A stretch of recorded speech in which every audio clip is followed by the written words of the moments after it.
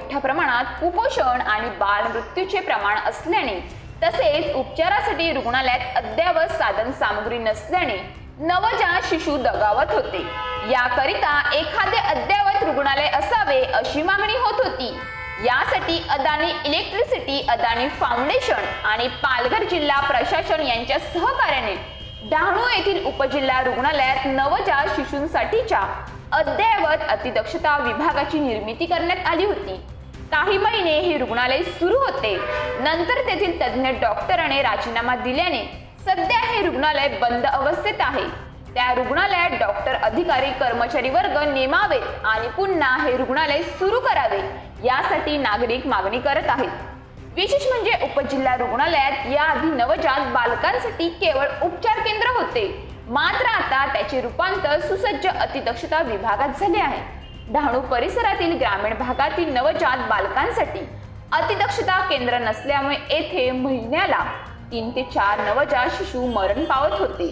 आता पुन्हा हे रुग्णालय बंद असल्याने येथील लहान मुलांना उपचारासाठी खासगी रुग्णालयात जावे लागत आहे।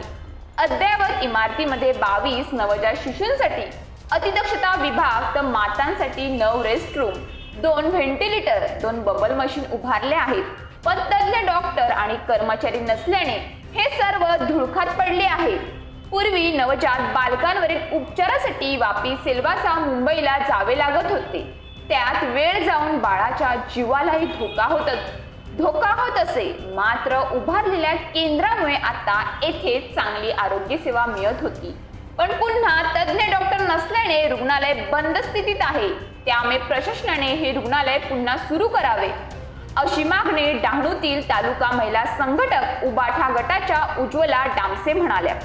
तसेच डहाणू येथील उपजिल्हा रुग्णालयात जिल्ह्यात नसलेली विविध सेवा उपकरणे येथेच आहेत, पण गेल्या काही महिन्यांपासून तज्ञ डॉक्टर आणि कर्मचारी नसल्याने ती सेवा बंद आहे। पण लवकरच तेथे तज्ञ डॉक्टर आणि कर्मचाऱ्यांची नियुक्ती केली जाणार असून 15 दिवसात ते रुग्णालय सुरू करावे यासाठी आम्ही प्रयत्न करीत आहोत, असे पालघरचे जिल्हा शल्यचिकित्सक डॉक्टर रामदास मराड म्हणाले।